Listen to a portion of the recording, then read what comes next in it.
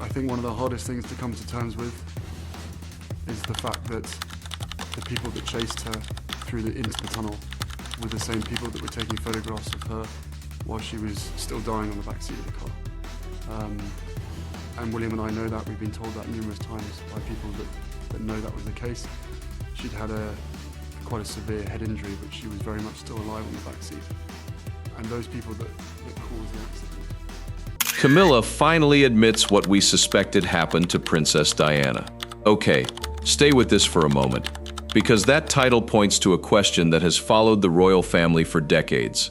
What did Camilla really know about the private pain surrounding Princess Diana, and why does the story of their confrontation still refuse to disappear? Diana did not simply suspect that Charles and Camilla remained connected. In 1989, she confronted Camilla herself, privately, face to face, and later described what happened in her own recorded account. That confrontation matters because it moved the deepest wound in Diana's marriage out of rumor and into a room where two women finally had to face it. There was no press conference, no palace statement, no carefully prepared speech. Diana reportedly waited until the men had left the room before confronting Camilla about what she believed was happening behind her back. According to Diana's own account, she made it clear that she knew about the relationship. Camilla responded by pointing to the life Diana had: a husband, children, public attention. I think she would be sad. I think she'd be looking at it long term, to know that there are certain things that we need to go through to be able to heal the relationship. I have felt the presence of my mum more so in the last 2 years than I have in the last 30. Diana's answer cut through all of it. What she wanted was her husband. That moment reveals why this story is different. It was not simply a royal scandal being whispered about by newspapers. It was a marriage under extraordinary pressure, a woman who felt increasingly isolated, and another woman who had become inseparable from the question of why that marriage was falling apart. Hi viewers, if someone you trusted had been standing in your place while another person quietly took the life you thought was yours, would you confront them or stay silent? Leave a simple yes or no in the comments. And if Diana's side of this story deserves to be heard before another version replaces it, subscribe, like this video, and share it with someone who remembers what the royal family looked like before the truth became public. Because the confrontation did not begin that night. By the time Diana walked toward Camilla, years of suspicion, humiliation, emotional distance, and unanswered questions had already built behind that decision. Diana was no longer approaching the situation as a young bride hoping everything would somehow return to normal. She had reached a point where silence itself had become unbearable. And yet the most revealing part may not have been what Diana said. It may have been what Camilla said back. That is where the story takes its first sharp turn, because the woman Diana believed was at the center of her husband's private life was no longer hiding behind palace etiquette. For a few moments, the titles disappeared. The cameras disappeared. The carefully managed royal image disappeared. There were only Diana, Camilla, and everything neither woman could pretend not to know. And before that confrontation ever happened, the relationship that created this impossible triangle had already been taking shape. The next part gets worse, because Diana's confrontation with Camilla was not the beginning of the betrayal story. It was the moment years of buried tension finally broke through. The room was already full of people when Diana made her decision. She had not come there to create a scene. She had come to a party, surrounded by the ordinary noise of conversation and celebration. Yet somewhere inside that house, a private question had become impossible for her to keep carrying. Diana knew Camilla was there. Charles was there too. And for Diana, that combination changed the meaning of the entire evening. The confrontation itself would later become one of the most closely discussed moments in the story of the marriage. But the setting matters. This was not Buckingham Palace. It was not a formal royal engagement. It was a private social gathering connected to Camilla's family, a place where Diana could not rely on official protocol to protect her from what she had come to face. By then, Diana had spent years watching the distance between herself and Charles grow. She had seen the relationship around her become harder to explain away. The issue was no longer simply whether the public knew, The issue was whether Diana could continue living inside a marriage while believing that another relationship still occupied the space her husband was supposed to share with her. Then she saw an opportunity. The men were asked to leave. A great deal older than me, but and I think... And attacked in what way? On a train. You were on a train? On a train. And someone you didn't know? Somebody I didn't know. I was reading my book, and this man attacked me, and I did fight back, and I got off. I remember getting off the train, and my mother looking at me and saying, "Why's your hair standing on end?" What happened next came from Diana's own account, recorded years later and preserved through accounts of the tapes. She described speaking directly to Camilla and making clear that she knew about the relationship with Charles. There was no need for a headline in that room. Diana was speaking to the person she believed could answer the question that had been consuming her. Camilla did not respond by simply ending the conversation. Her response, as Diana later recalled it, turned toward the life Diana appeared to have. Diana had the husband. She had the children. She had the public attention. On the surface, those things looked like everything a person could want. But Diana's answer exposed the problem with that argument. She wanted her husband. That sentence matters because it stripped away the palace vocabulary that had surrounded the marriage. Duty, position, appearances, public expectations. None of those things answered the question Diana was asking. She was not asking who had the better title or who received more attention. She was asking why the person she had married was emotionally involved elsewhere. And that is where the confrontation becomes more than a famous royal anecdote. Diana was trying to establish a boundary. Camilla represented a relationship Diana believed had crossed that boundary. Charles stood at the center of it. The marriage stood on one side, and the public image of the monarchy stood on the other. There was also another layer that made the exchange so dangerous. Diana was not confronting an unknown rival. Camilla was already part of the wider social world around Charles. That made the situation harder to contain. The relationship was not occurring in some distant secret universe. The people involved moved through overlapping circles. They attended gatherings. They knew mutual friends. They occupied the same social environment. That meant secrecy could never be absolute. It also meant Diana was forced to live with reminders. The deeper problem was that royal life offered very few ordinary ways to resolve an ordinary marital crisis. A private disagreement could become a national story. A separation could become constitutional gossip. A personal accusation could affect the reputation of an entire institution. So the people around the couple had powerful reasons to keep things controlled. Diana, however, was becoming increasingly difficult to control. Her public identity was changing. She had entered royal life as a young woman whose every movement was watched. Over time, she became far more conscious of the power she possessed when she spoke directly to the public. That transformation would matter later, because the private confrontation with Camilla was not the only time Diana would challenge the silence surrounding her marriage. But first, there was the question of what happened after the conversation. Diana later described Camilla as being composed during the exchange. The confrontation was uncomfortable, but it was not the kind of explosive physical argument that later retellings sometimes suggest. That distinction is important. The available account points towards something controlled and personal. Two people understood that the situation had become impossible to deny. There was no need for shouting to make the stakes clear. Diana knew. Camilla knew that Diana knew. And Charles was no longer safely outside the consequences. That was the real danger. Once a private accusation had been spoken aloud between the two women, the triangle could not return to exactly what it had been before.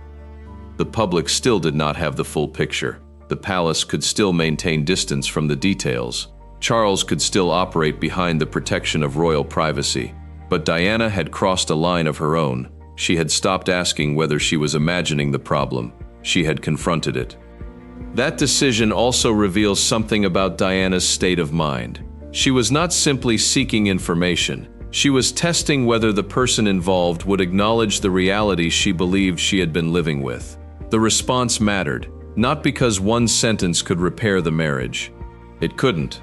The marriage had already accumulated years of strain, but because the conversation gave Diana something she had been missing, a direct encounter, no intermediary, no palace aide, no newspaper editor, no anonymous source, just a question and an answer. That is why later claims about secret meetings, hidden records, or private admissions have such emotional power in this story. When I started my public life 12 years ago, I understood the media might be interested in what I did, but I was not aware of how overwhelming that attention would become. They fit into a history where people spent years wondering what was said behind closed doors. But the responsible way to tell that history is to separate what Diana actually described from what later rumor added. The documented confrontation is powerful enough without inventing dialogue, and the timing makes it even more significant. By the end of the 1980s, the marriage was already under severe pressure. Diana's personal recordings and later accounts would reveal how deeply she felt that pressure. Her struggle was not limited to jealousy. It involved her sense of identity, her place inside the royal family, and the growing realization that the public fairy tale did not resemble her private life. There was another reason the encounter carried so much weight.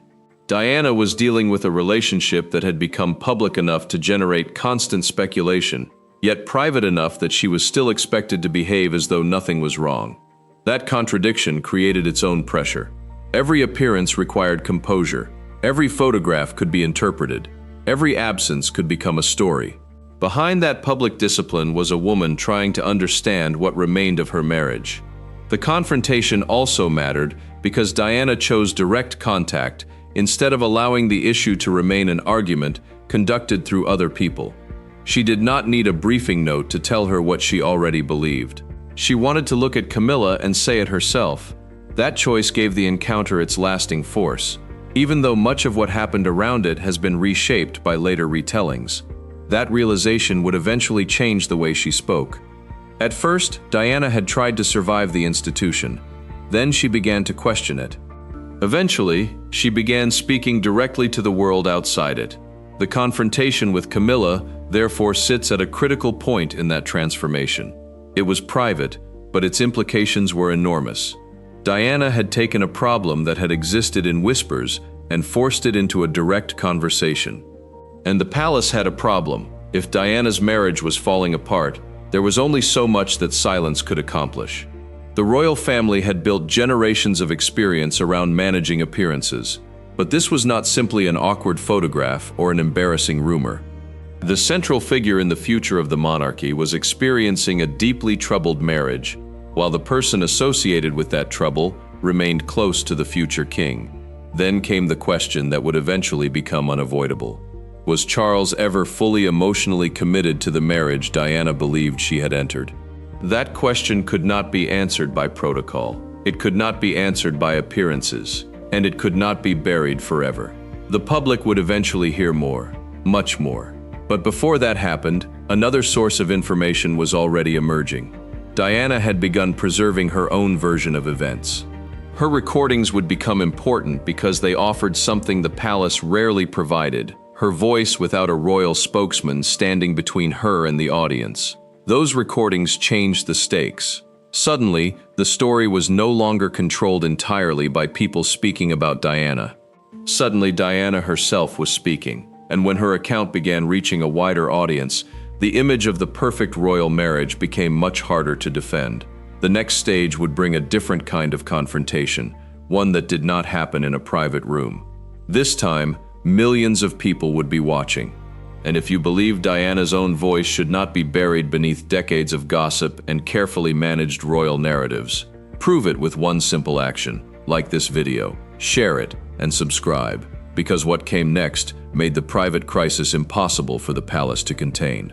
The tape changed everything. For years, the public had been forced to piece together the condition of Diana's marriage through photographs, newspaper reports, carefully chosen statements, and palace silence.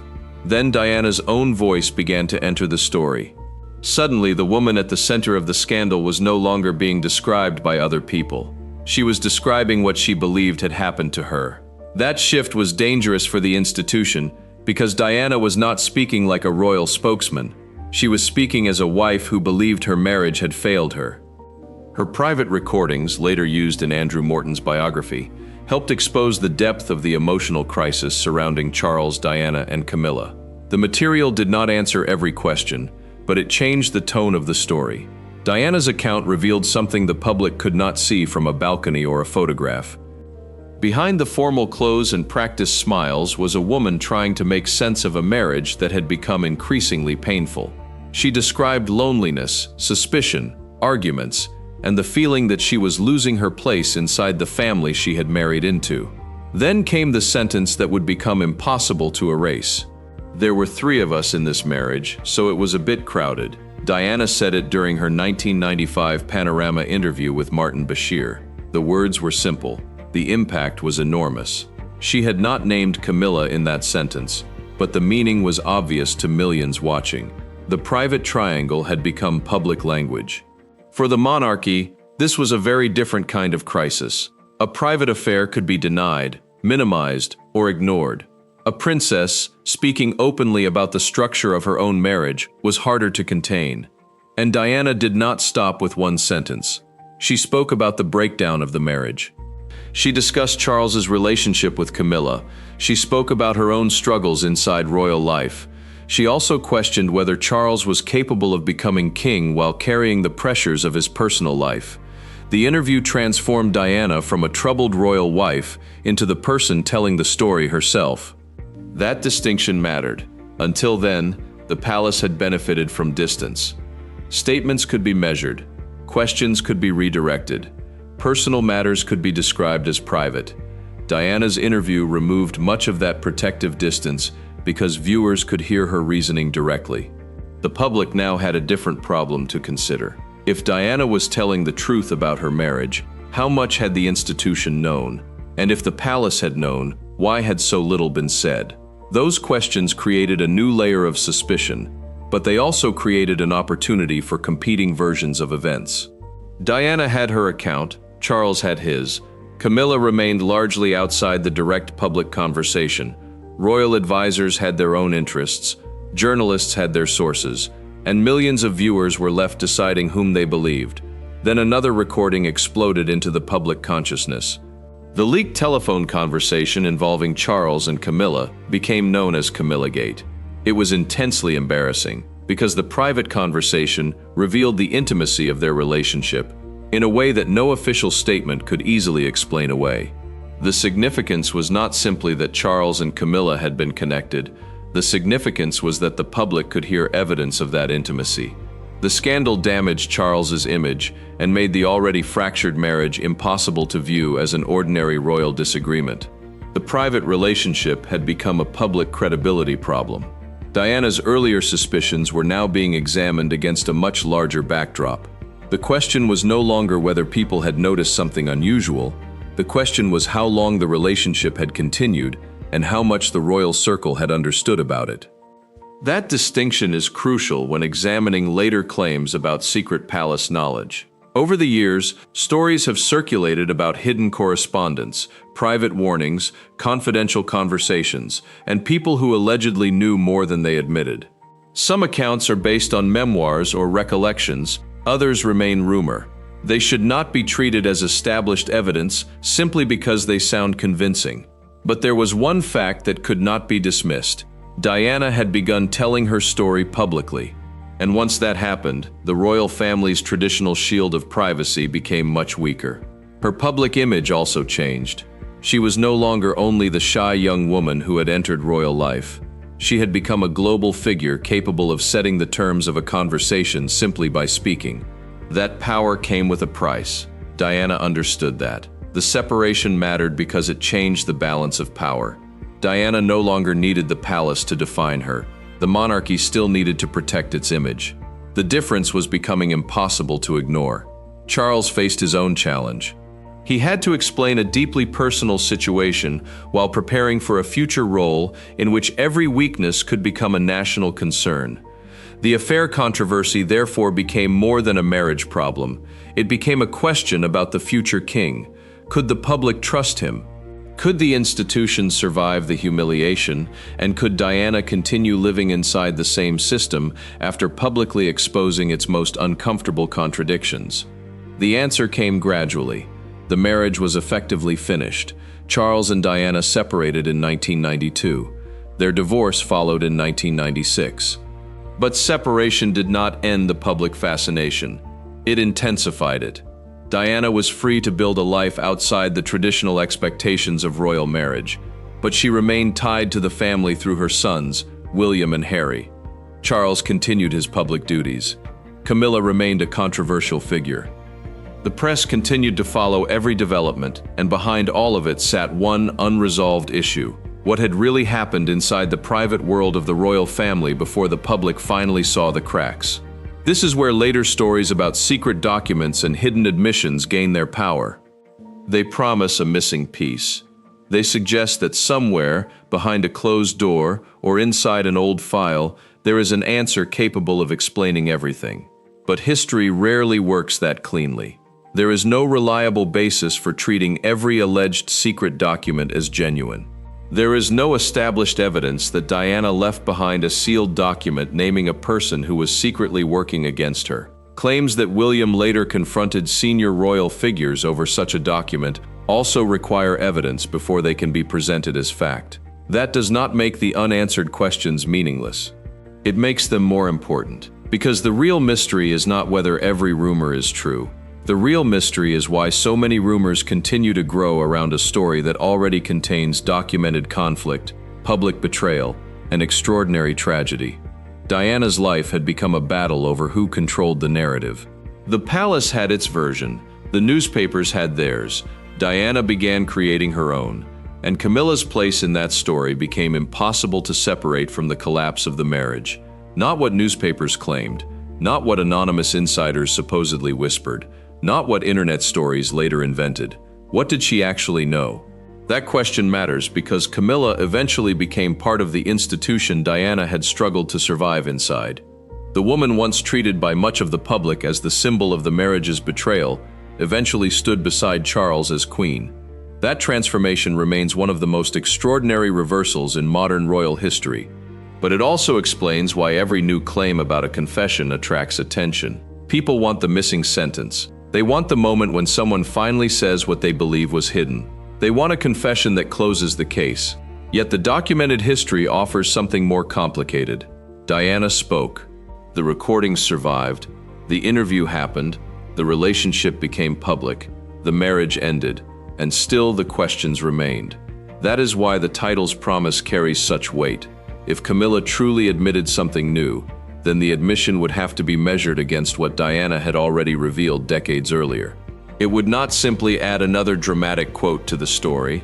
It could change how the old evidence is interpreted. But before that question can be answered, the story has to confront something far darker. Because after Diana's public revelations, the royal controversy did not simply fade away. It moved into a new phase, where fact, memory, speculation, and conspiracy began colliding. And that is where the story becomes much harder to control. If you believe Diana's voice deserves to be judged by evidence rather than buried under convenient silence, do not just watch this part and move on. Like, share, and subscribe, because the next chapter examines the claims that grew around her story and the evidence that may separate what really happened from what people desperately wanted to believe. The most dangerous part of Diana's story may not be the rumors that appeared after her death. It may be the stories that were repeated so often that people stopped asking where the evidence came from. And that is where the modern claims about Camilla's supposed admission become far more complicated. For decades, Diana's marriage has attracted theories about hidden letters, private warnings, palace conversations, and people who allegedly knew more than they ever admitted. Some claims come from biographies, memoirs, interviews, or recollections. Others have traveled through tabloids and online retellings until the original source becomes almost impossible to identify. That distinction matters now because the title of this story makes a powerful promise. Camilla finally admits what people suspected happened to Diana, but an admission of that magnitude would need more than a dramatic retelling. It would need a source, a date, a document, or a direct statement that could be examined. Without that, a rumor remains a rumor. And yet there is a reason these stories continue to attract millions of people. Diana left behind a history filled with genuine conflict. Her marriage broke down in public. Her private struggles became public knowledge. Charles and Camilla's relationship became one of the defining controversies of the royal family. Diana herself spoke openly about the pain she experienced. That real history created a perfect environment for later speculation. One claim says senior royal figures knew more about Diana's fears than they admitted. Another suggests that staff records contained information that was never properly examined. More sensational versions claim that a sealed document identified someone Diana believed was quietly working against her. Those claims are serious. They are also not established facts. There is no reliable evidence proving that a newly discovered sealed document contains such a name. There is no verified record establishing that William confronted Charles and Camilla over such a document. There is also no dependable evidence showing that Camilla recently confessed to knowing the identity of someone secretly working against Diana. That does not mean every unanswered question surrounding Diana should be dismissed. It means the unanswered questions have to be handled carefully, because there is already enough documented material to understand why suspicion grew around the royal family. Diana had publicly described her marriage as deeply troubled. She had spoken about Charles and Camilla. She had described her emotional struggles. She had challenged the image of royal perfection in front of a worldwide audience. Those were not internet inventions. They came from Diana herself. And after her death in 1997, the appetite for explanations became even stronger. Her death in Paris transformed an already controversial royal story into something much larger. Millions mourned her. Flowers covered public spaces. Newspapers filled their front pages. Questions about the circumstances of the crash continued. Investigations followed. Conspiracy theories multiplied. Some focused on the crash itself, others returned to Diana's final years. Was she frightened? Was she planning to expose more information? Had she written something that others wanted hidden? Did powerful people know more than they said? Those questions have circulated for years, but circulation is not proof. That is an important line to hold. Diana's real experiences should not be weakened by attaching unsupported claims to them. The documented story is already powerful enough. She entered royal life young. She struggled inside a marriage that eventually collapsed. She confronted Camilla. She spoke publicly. She separated from Charles. She divorced him. She became one of the most famous women on earth. Then she died suddenly at 36. That sequence alone explains why the public has never stopped searching for another layer. But there was another reason the rumors became so durable. Diana had repeatedly shown that she possessed information about her own life that the public did not. Her recordings, interviews, letters, and conversations demonstrated that there was a private Diana behind the public image. When pieces of that private world emerged, people naturally began wondering what else might remain unseen. That is where a supposed secret document becomes irresistible. A sealed page suggests an answer. A hidden letter suggests a missing confession. A former aide who supposedly contradicts the official story suggests a cover-up. But suggestion is not evidence. The same caution applies to the claim that Camilla finally admitted everything. Camilla has spoken publicly about Diana at different points over the years, but that is very different from proving a recent confession containing the extraordinary details described in the sensational version of this story. That difference matters because the public deserves to know which parts are history and which parts are interpretation. And there is a final complication. A story can become more powerful when it admits what it cannot prove. That does not weaken the mystery, it sharpens it. The unanswered parts become questions rather than invented answers. For a story built around Diana, that distinction matters enormously because her voice is available, her words can be examined, her choices can be traced. The closer the record is studied, the harder it becomes to replace facts with convenient legends. The real Camilla story is already remarkable. She went from being widely associated with the collapse of Charles and Diana's marriage to becoming Charles's wife and eventually queen. That transformation did not happen overnight. It required years of public appearances, institutional acceptance, personal endurance, and a gradual change in public perception. For some people, that evolution represented forgiveness. For others, it represented the final triumph of the woman they believed had once displaced Diana. Either way, Diana's presence never disappeared.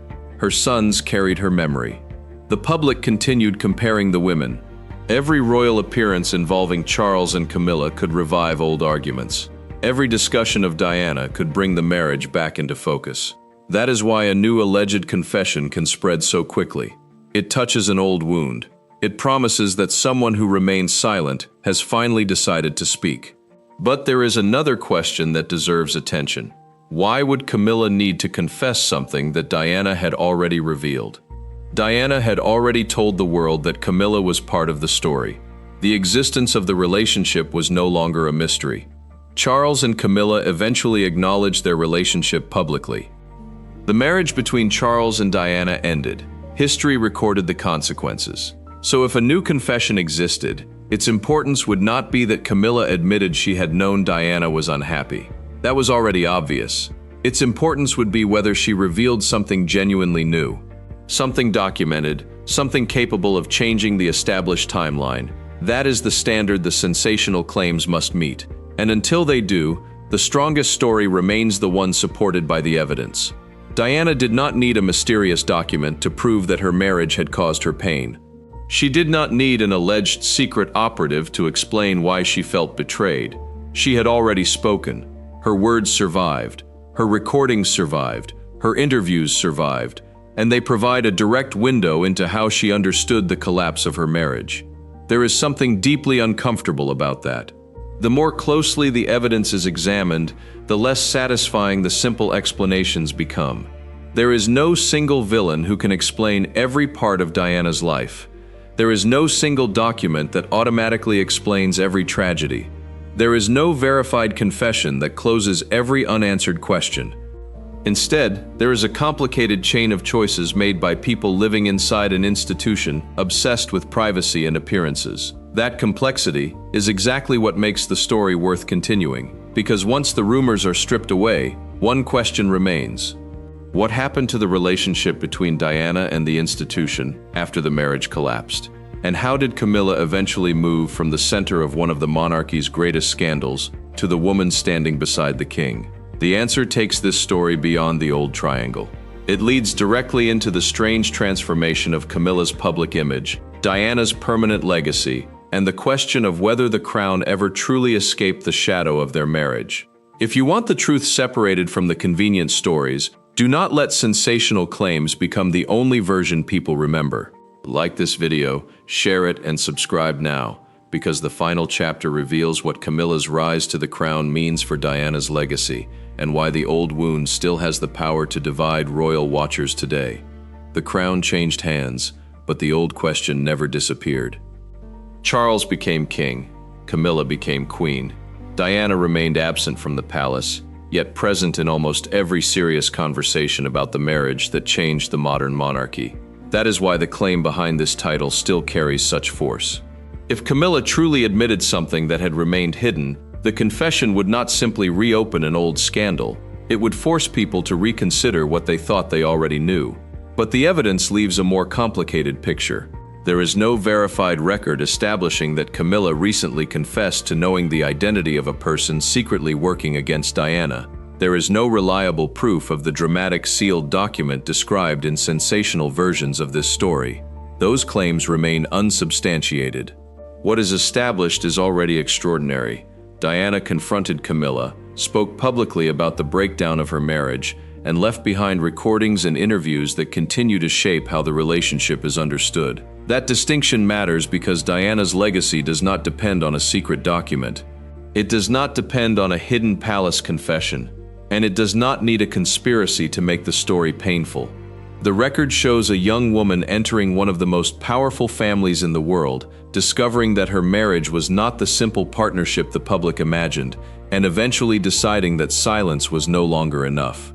Camilla's journey moved in the opposite direction.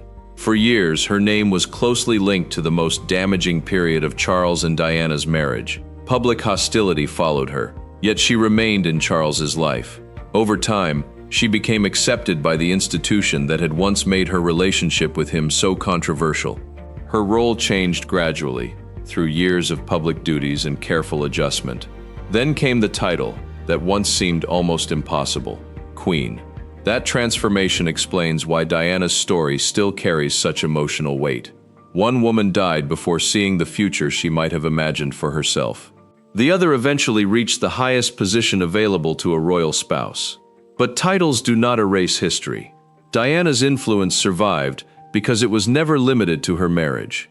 She changed how the public viewed the royal family. She demonstrated the power of personal vulnerability in a system built around restraint.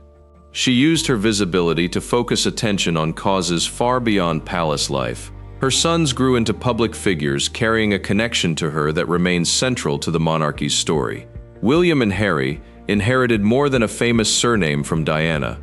They inherited the memory of a mother whose public image had become inseparable from the institution she had struggled inside. That creates another uncomfortable question. What does reconciliation with Camilla actually mean when the person at the center of the original conflict is no longer here to respond? There is no final conversation available. No new interview from Diana can correct a disputed account. No future statement can tell the public what she would think about Camilla's position today. That absence leaves space for interpretation, and interpretation is where royal stories often become distorted. One generation remembers Diana as the betrayed wife. Another sees her as a woman trapped by an outdated institution. Others view Charles and Camilla as two people whose relationship survived years of public hostility. All three perspectives exist. The historical record is less comfortable. Charles and Diana's marriage failed. Camilla remained part of Charles's life. Diana spoke about the pain. The public watched the consequences. Then Diana died. Those facts do not produce a simple hero and villain story. They produce a family history filled with choices, mistakes, loyalty, resentment, responsibility, and consequences. That is why the word admission needs to be handled carefully. If Camilla were to make a genuinely new, documented admission about what she knew during Diana's final years, it would matter. It could be compared with Diana's recordings, published biographies, interviews, and existing historical accounts. It could change the understanding of particular events. But without that evidence, the responsible conclusion is different.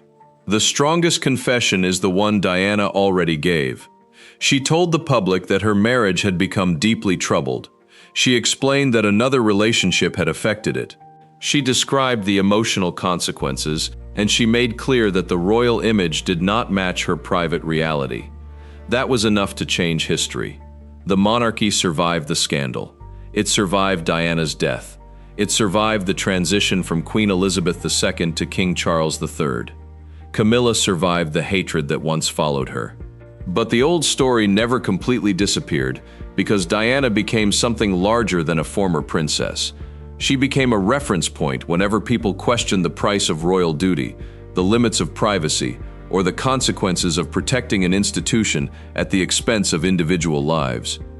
That is the part that should not be lost beneath rumors. The mystery surrounding Diana is powerful because there were real secrets, real private conversations, and real information that the public did not know at the time. But mystery is not permission to turn every allegation into fact. The most compelling question is therefore not whether every sensational claim is true, it is whether the people who lived through those years ever fully understood the damage their decisions created.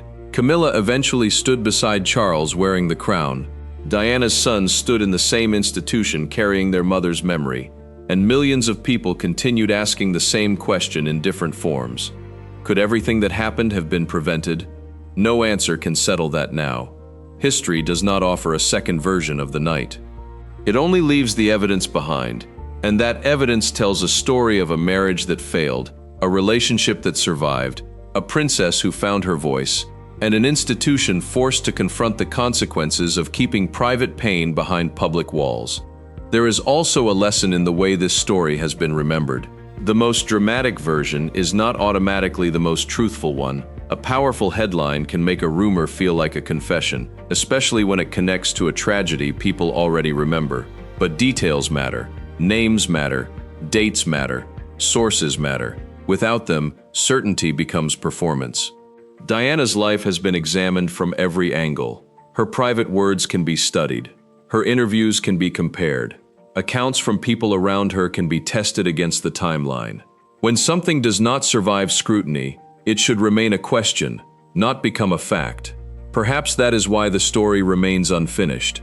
The public does not need a villain. It needs the courage to look at the uncomfortable record and decide what it says. So when the title asks what Camilla finally admitted, the deeper answer is more complicated than a viral confession. The real story is about what Diana had already revealed. It is about what the public eventually learned. It is about what remains unproven. And it is about why, decades later, people still refuse to look away. If this story made you question the version of Diana's life that was handed to the public, do not let the louder version win simply because it is easier to repeat. Like this video, share it with someone who remembers Diana, subscribe to this channel, and turn on notifications. Your support keeps these stories alive instead of allowing uncomfortable questions to disappear. And stay with this channel because the next royal story goes even deeper, and what comes next may be even harder to believe.